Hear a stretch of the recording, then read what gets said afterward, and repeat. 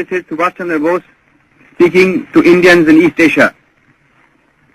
My countrymen in East Asia, while I am in Tokyo, I desire to address a few words to you, and I have no doubt that you will give them due consideration.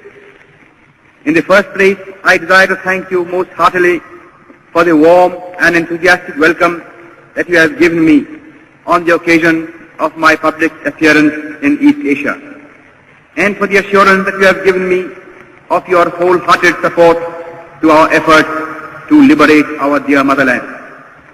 I feel overwhelmed at this manifestation of your burning patriotism and spirit of sacrifice. I have received numerous telegraphic and postal messages from you direct, while other messages I have read in the press. And all these messages have given me great joy and satisfaction. You know that I am always an optimist. Nevertheless, I must say that the response that I have received has exceeded my fondest expectations. I can only say in reply that I feel proud of you.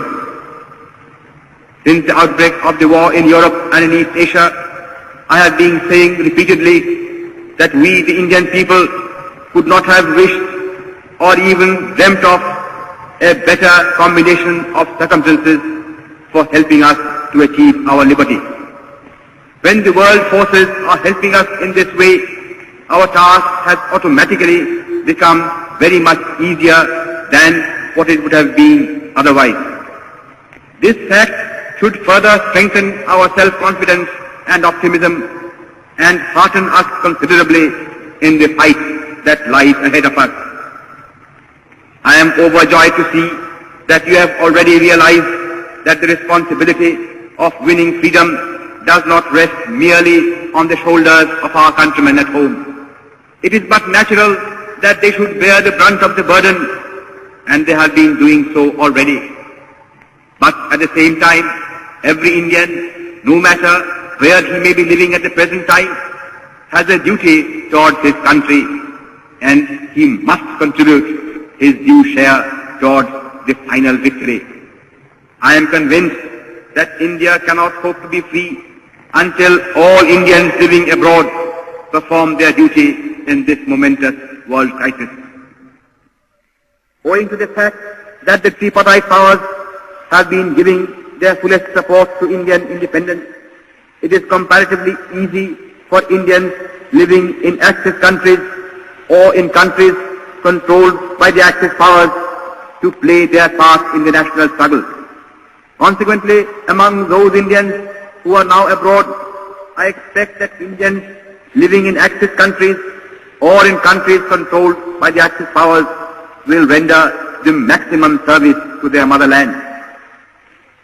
Here in East Asia, you have seen for yourselves how deep is the interest in and sympathy for Indian independence.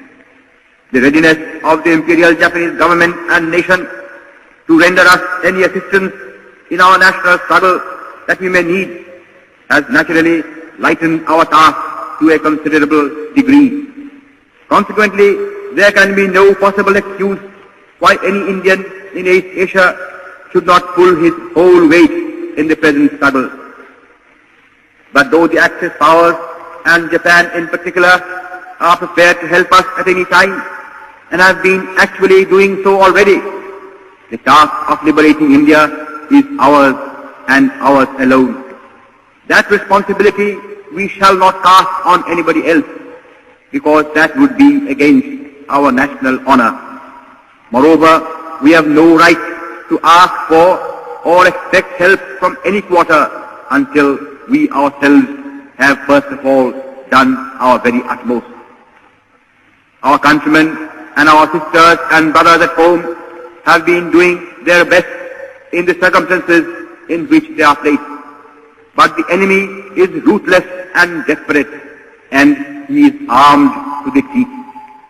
Against such a brutal foe, no amount of civil disobedience or of sabotage or of revolutionary terrorism can be of any avail. If therefore we want to expel British power from India,